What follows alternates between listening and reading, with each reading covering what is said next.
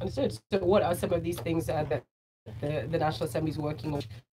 Our legislative body really has made these strides. In Lagos, don't forget, you can call up 01448998. Questions, comment those comments and questions into us on our YouTube live stream. So just go to youtube.com/smooth981FM Lagos. And you can also drop comments for us on our WhatsApp number, which is 0809 444 Yeah. If you listen to the news on the daily basis, you think that the only thing that goes on in the National Assembly is politics. But that's not true. Feels like this National Assembly is probably one of the proactive in a long time. Okay. A whole lot of people may disagree because of the perception that given to it. But however, if you stop and check, you will find that this National Assembly has been historic in terms of the sort of bills that it has done to aid, to reduce unemployment, to improve honest in Nigeria, so that small-scale businessmen, people who are barely making businesses with 10,000, 50,000, 100,000, people who are looking at their pockets and saying, how do we feed our family? We don't have a job. Okay. But we don't have capital to get started in doing business. Okay. So this National Assembly, this National Assembly has actually taken that as a vision to create new opportunities for people to be able to credit from the banks and from institutions formally, without having to own a land, without having to own a building. And that's why the National Security in to without landed collateral, even with their phones. It focused on access to more farmer holding roads, provide railways, but the laws that products that we see in the market, the economics that we have spoken to have told us that over 15 to 20% of the cost of goods that you see on are as a result of the cost of infrastructure. Yeah. So that's, and then making it and it's not accessible to you, kind of like what has been happening in the past before the 8th Assembly. Okay. What has happened is we have started to bring in stakeholders to make direct input process. We've had a lot of stakeholders, private sector, CSOs, NGOs, general public, traditional rulers, wide consultations from the government and from non-governmental INGOs as well. What we do is we go out, organize roundtables, and we've had a lot of them. We've had one on drug abuse, we've had one on unemployment, we've had one on security, we've had the business roundtable. What that does for us is it gets us to appreciate the budget. You make direct inputs into those things that you see to be lacking, where you feel like more pressure put on. So for instance, when we had the drug, one of the things that was very clear was there was lack of collaboration between most of the agencies of government. A lot of, like NDLE, for instance, didn't even have enough of their officials on the streets, actually, or do-led investigations. So they started, we were able to create a nexus between them and EFCC, ICPC. So that they can start doing more of financial reporting, financial investigations. What has been happening before now is you see NDLE officers come and get guys on the streets who are using, or so what the channel has been is either the drugs are already visible through movement or through use. What we want to see is for them to get the drug barons who are orchestrating and funding drug process and diversion into society. Now people are moving away from just smoking cannabis, which was widely used. A lot of people are now beginning to go codeine, tramadol. Before that BBC documentary that everybody saw, we actually had a round table in Kano. And before drugs back into society. And the girl said it. I mean, she couldn't even speak English. She was speaking Hausa the whole time she was saying it. Someone was translating for us. She got raped as a result of using drugs and had a kid. And the kid she couldn't sustain. And the guy who actually raped her was nowhere to be found because he as well is a drug addict.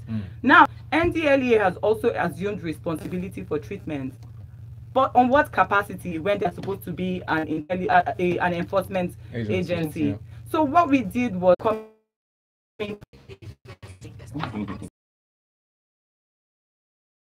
prior to the passage of our laws, we are expanding the opportunity of Nigerians to engage with us, work with us to find what the solutions are, identify them as, like they say, that he who wears the shoes know where it pinches. What are the issues that burn most on your table? Bring them on. So long as the National Assembly has power to deal with them, we are taking them on. For example, I give you one striking example. You know, not long ago, Nigerians were complaining how people will be injured, accidents, gunshot victims will be lying on the floor, nobody attending to them, and some Nigerians have died due to that carelessness. And you see police officers, formal and informal people, walk past these people and say, if you touch them, they will arrest you. But now the National Assembly has made laws that directly deal with this, like the compulsory treatment of gunshot wound victims. Yeah. Okay. These are some of the ways we are dealing with direct very important issues. And let's not forget constituency offices as well. I think that a lot of people know to actually approach their legislators through their constituency offices. The Senate President has about 67 that he just opened. There's a lot of other senators. Senator Dino, I know, opened some constituency offices in Kogi.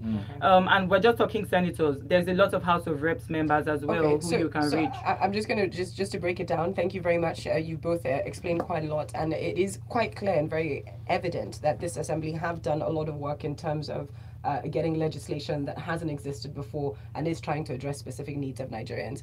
Lagos, if you do have questions, because it's your specific needs we're talking about as well, call us up on 0144899981 or send in messages, of which we do have a couple. And while I read out some of the messages, I'd also like you to address a couple of these general issues, talking points. The legislation is great. I love that you mentioned most recently the police. In that, and how there have been issues for as long as I can remember my lifetime of them treating gunshot victims. We know that people know that they should treat gunshot victims regardless. The problem is enforcement. So I'm curious as to what the National Assembly is doing about that. I know before this, last week, Wednesday, when you were here, you talked about several investigations that are always being carried out in the House. We would like to understand more what those processes are like and how the public is included in those. And we'd also like to know, we talk about constituency offices. The general public don't really understand, first of all, what their function is, where they are, what they're supposed to be doing, not to talk of them knowing enough to show up and address concerns there. So I'm going to the phone line now. Hello, good morning. Good morning. What's your name and where are you calling us from, please? Sociable. Fantastic to hear from you, Sociable. Go ahead, please. Hi, Sociable. Yeah, my question to our guest. It should be last year. The bill was sponsored by Stella Anambra PDP and Samuel Lanya PDP on Southeast Development Commission bill. And we did not see that bill go through. I want to ask them what was the reason, because you said you are out for a bill that is better the lives of Nigeria. And as they said, the bill was for infrastructural dignity in the region. And the bill also was to take care of so many other things. Since after the war, nothing has been done on the federal government. All right, Sociable. Thank you, Sociable. Thank you, Sociable. My quick answer is that the bill has not died. The bill has passed through second reading, is at the committee, and once it is tabled, I'm sure that the Senate will give it the consideration it deserves. If it didn't think it is important, it wouldn't have passed through second reading and now at the committee level. So I assure you that the Senate will still look at the bill. Thank you. Fabia sends in this question on WhatsApp asking, Dear Fatima, she addresses it to you specifically. I'm interested in the Gender and Equal Opportunities Bill, and I was sad to see that it was rejected by the Senate in 2016. What, in your opinion, and as a feminist, is the way forward to get it back on track? Asked Fabia from Lekki. Hi, Fabia. I'm very happy you asked that question because it's something that I feel like every woman in Nigeria ought to be concerned about. It actually addresses everything that should actually put you on the same equal ground as your peers, men in society. Now, what the conflict was for us is that there was not a lot of sensitization around that bill for the legislators before that bill came to the floor. That was what we suffered when they actually sent it back the first time. What usually happens is sometimes when they bring bills, conventions that we have entered into like this, they don't domesticate it according to our own local context here. In Nigeria, we have different practices that are still live. We have cultural practices. We have customary laws. Unfortunately, it's something that, well, we have to actually take into cognizance whenever we're bringing a piece of legislation to the floor. These things weren't done before it was brought to the floor because maybe there was not proper work that was structured around it. Immediately it fell off. The Senate President called a meeting between the Senator Olujimi, who had actually presented it, and Senator Bwacha, who had brought the observations that he had on the floor. It was resolved. We went back and reworked the bill with a large group of CSOs and NGOs, and then it was presented back on the floor.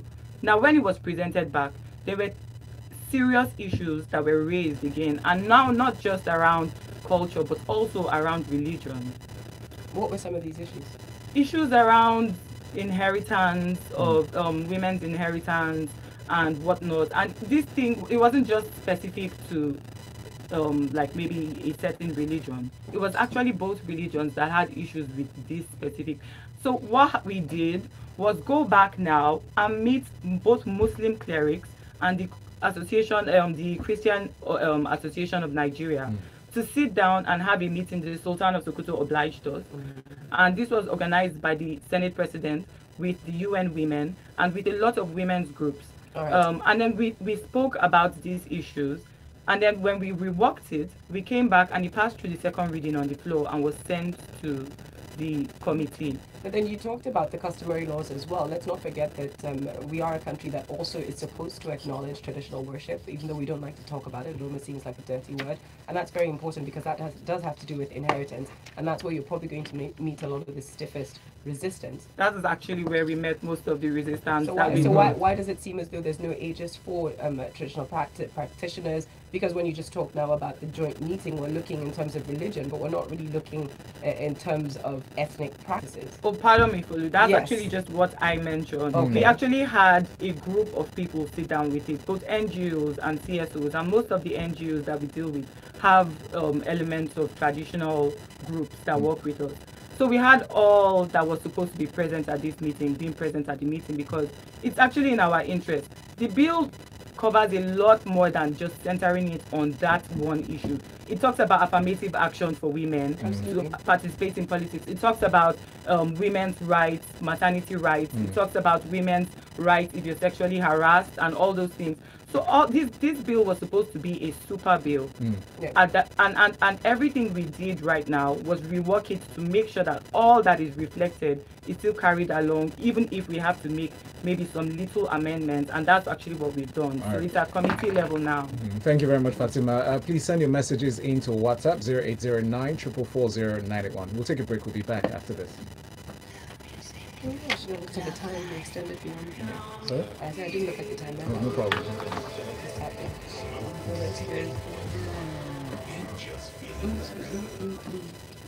Hello, my name is Olubade Awoshe, the MD and CEO of Medi Specialist Hospital. For over 40 years, I've navigated Cool. You guys have given us our 7 o'clock and not in the 5:30. Sorry?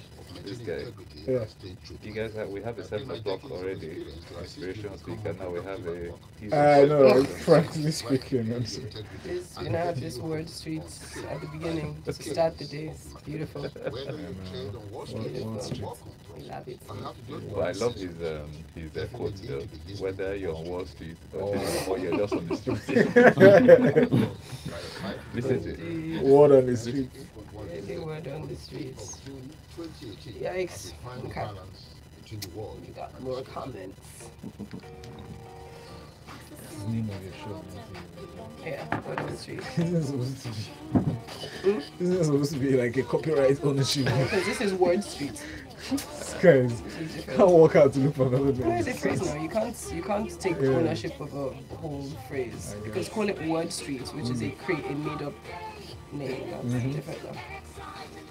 Word on the street is different. And it's not a similar show, so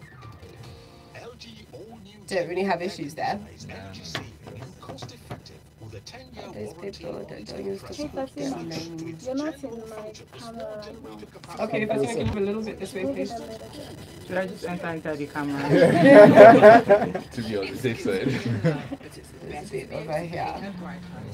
Maybe she come closer. Yeah, that's it. No, you're in. I can see you. You're good.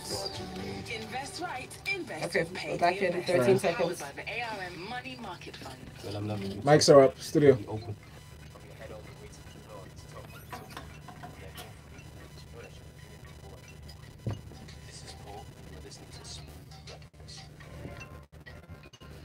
If you're just catching up with the conversation, we have representatives from the Senate House, and of course, representing the Senate President here in the studio, the Special Advisor to the Senate President on Social Development and Gender Issues, Fatima M. Kakuri, and Kingsley Amaku, the Senior Special Assistant to the Senate on Legislative Matters and Strategy. It's been an interesting conversation so far, Lagos. We have been taking a closer look at the number of bills that the Senate has put forward, or that the National Assembly rather have passed, looking at addressing a number of issues that concern you and I.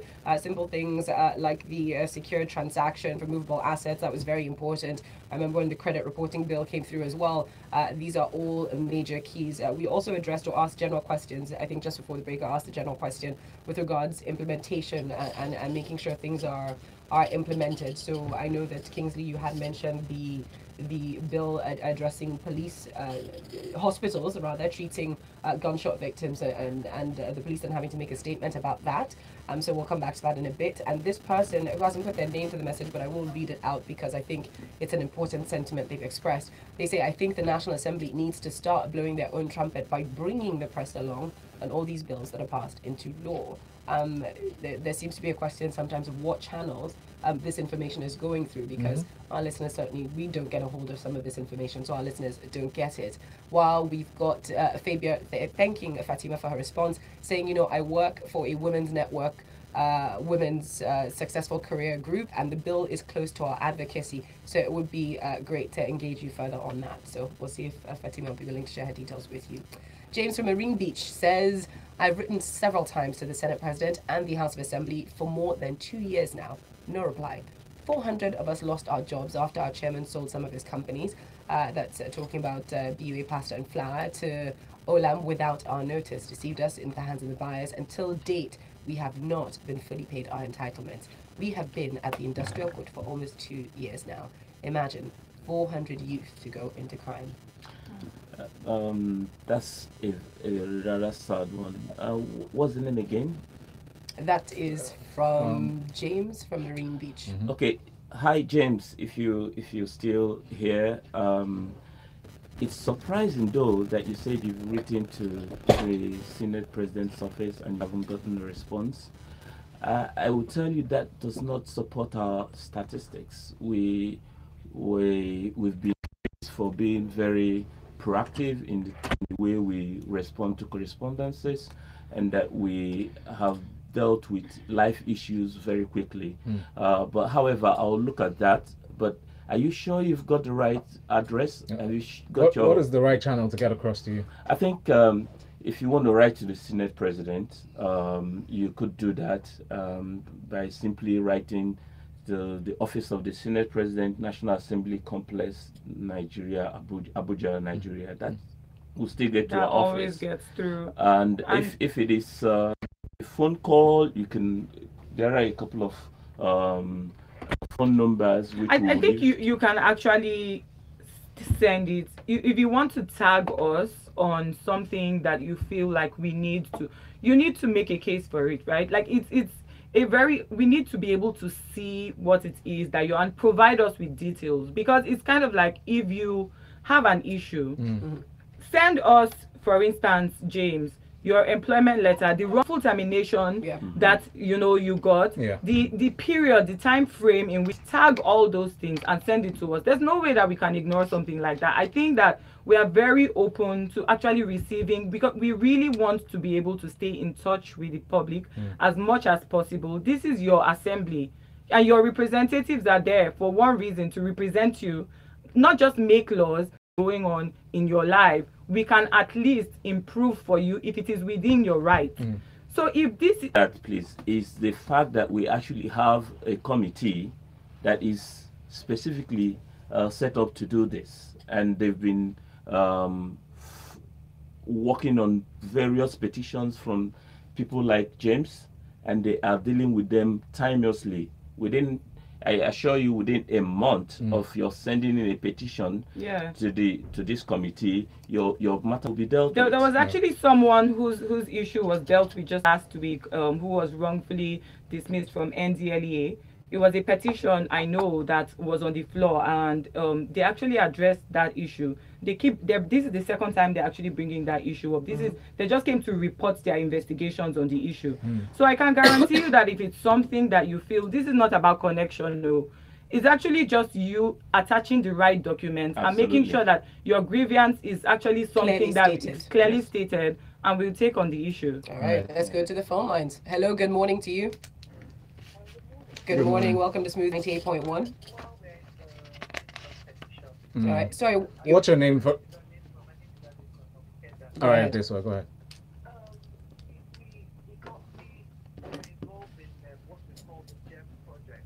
Okay.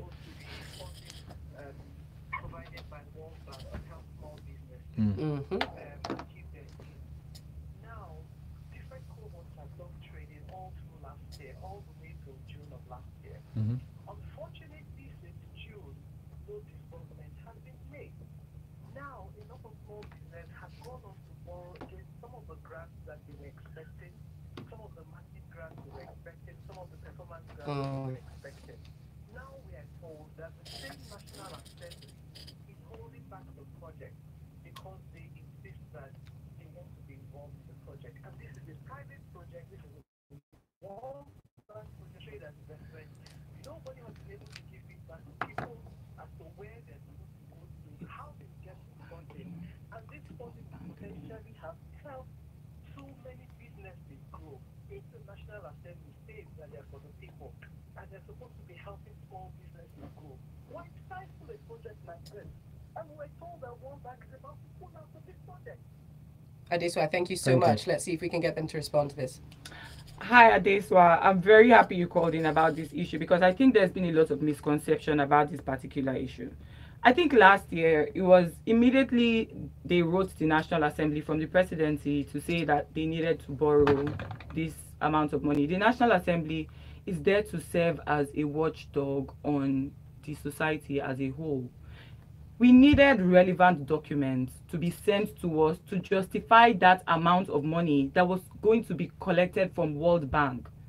The truth is, a grant, not a loan. Yeah, but we didn't get that. We didn't get the relevant documents that were sent. This was not like the grant. It was supposed to be a World Bank. What she's addressing is a grant. Is a loan. It's a loan. It's not a grant. I think. Just clarify first. You can send in a WhatsApp message to 0809 444 0981. So please continue. So maybe the government might be giving it to Adeswa as a grant, but then this was actually supposed to be a loan Nigeria was taking from World Bank. Okay. If we didn't get the relevant justification for why we needed to borrow that huge sum of money, which was how much again was it, Kingsley? It was ridiculous. There's no way that we're going to allow ourselves get indebted if we don't know how we're going to, and how do we track accountability for it? Added to that is the fact that if you check the borrowing we have that has occurred in the last 3 years, if you just oppose it with the borrowing that we have had in the last 11 years, it is even higher. We are slowly but very much sinking into the position where we were before we sought for Paris Club debt forgiveness. No legislature that is worth its salt will sit back and continue to see the Nigerian economy dragged into that sort of loan level where we will be having to service loans with half of our capital expenditure. That's what we're saying. If it is going to be loans that are going to be applied to capital and going to be applied to things that will generate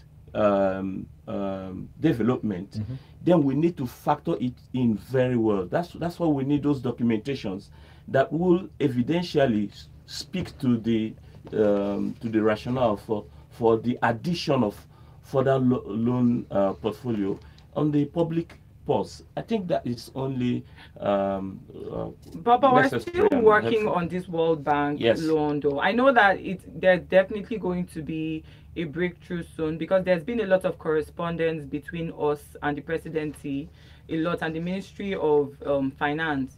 So there's been a lot of correspondence between us and them. So I know that for sure this is something that, because the Northeast funding is also tied into some part of the Northeast funding is also tied into these funds. So I know for sure that this is priority for us. And you can hope that, in the soonest future, you would actually hear back from the grant from the World Bank. Okay, we've got this message in from Nee, who says, listening to James from Marine Beach story, it's particularly fair to say that the system just doesn't work right. I monitor closely the National Human Commission. What has the Senate done to improve services that hardly can't render for simple reasons? Well, we have to take actually a break now. When we come back, we'll be addressing that and a few more questions. We'll just have a few minutes after the break. Good morning. Guys, I'm restraining myself from asking on air because you were saying that you were talking to the president. How successful would these talks be if the National Assembly has just issued an ultimatum with 12 points saying that we're going to impeach you? It's not personal. I know it's not personal. I'm talking about the president. Sorry, I know. The reality of it is always going to play. I know, and that's my concern. So what does that take us? You see the point. It stifles the process. Good morning, sir. No, they're not. It's Mr. Fajro. Oh. Sorry. Yes, it's not for political. It's what legislature is doing, so we can educate Nigerians. I know. I know. That's what I'm asking. They're doing among themselves. That's their own problem. I know, but that's what I'm saying. But it's going to affect Nigerians if we go ahead with an impeachment process. It won't. That's the point I'm making. The politics of it never really plays into when we're off camera, we discuss it. Yeah, that's why I'm not discussing this on air. Because a lot of people have called me. They found it very interesting what the lady and the gentleman are doing. Yeah. And I just got like, okay, why can't we do it more often to educate? Yes, people? That's because that's a big issue. We also express that. I thank you for coming from the Senate President's office and, thank you. Commend him for having brilliant people like you. Thank you. Thank you. This is the official part. Okay. but talking more seriously, if we get on the path that the executive wants to take us to, we are all finished. This is about Nigeria. We're talking about. I don't feel about that part. That's my thing, because I feel like it's an unnecessary distraction. It's different political actors. It's not just we're back in 25 seconds. Kingsley. But we're not like in a tussle or anything. I know, it just feels like, why are we it feels as if the house do you know what I mean? We have bigger things to deal with. Like, government can't always be divided against itself. And I like smooth. What do you like about smooth? Smooth 98.98. Studio.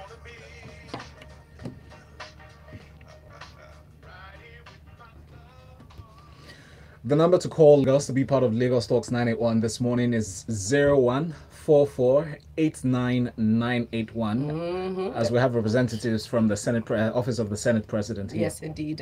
Kingsley, Amaku, and Fatima Kakuri are breaking it down for us and letting us know all that the 8th National Assembly have been up to. There are a lot of bills that have been passed. There's a lot of work that's being done to ensure that life becomes easier for Nigerians. Now, we are giving you the opportunity to weigh in, ask your questions, and to educate all of us as to the different ways that we can become more involved in our own democratic process. If we keep pointing fingers at other people and saying, well, they're not doing their part, are you doing yours as a citizen? We've got more comments coming in this morning up on WhatsApp. This is in from James Marine Beach. Says, thank you all for the response. That's James that talked about losing the jobs at BUA.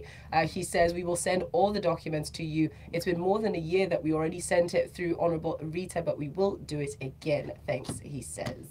All right. Constituency officers, remember, we're going to just understand a little bit more about that. How do those work? And when we then start looking at projects, constituency projects, what does that mean? How do people address those officers? Very well.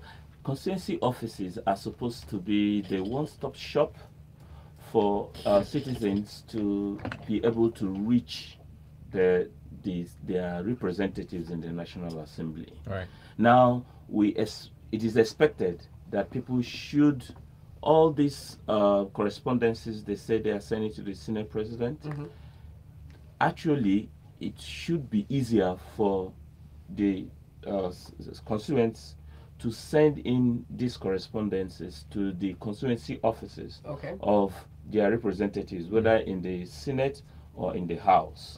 If they have issues, and this could range from issues with their employment, issues with public services, water, and all of that, roads.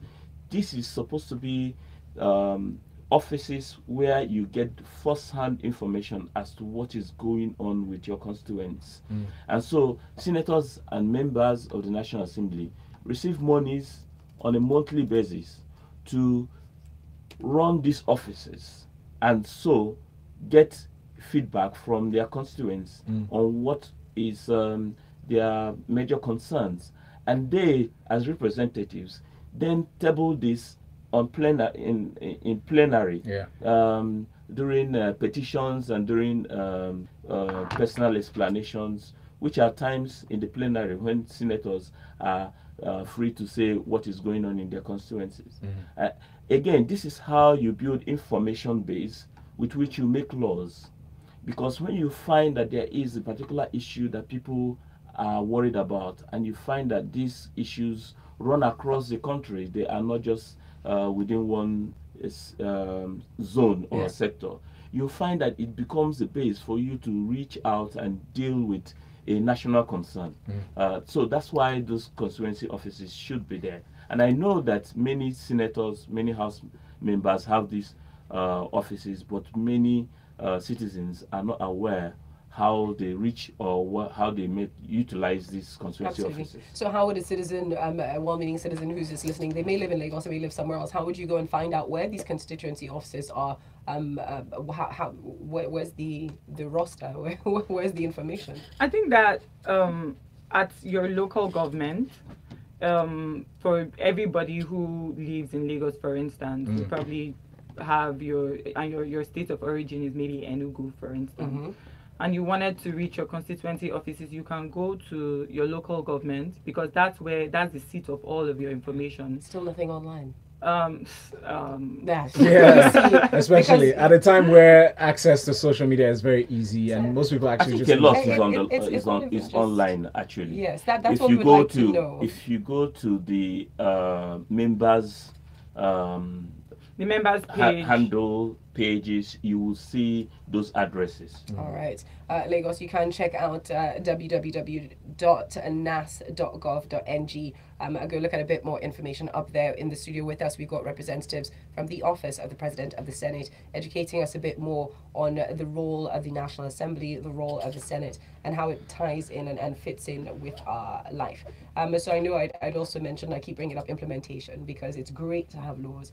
It's another issue entirely when these laws are being ignored, when they're not being implemented. How is the National Assembly attempting to deal with this? Exactly. Very good question. That question even brings us to the issue of the relationship between the executive and the legislature. The Constitution envisages that the legislature will make these laws and the executive should execute them. Okay?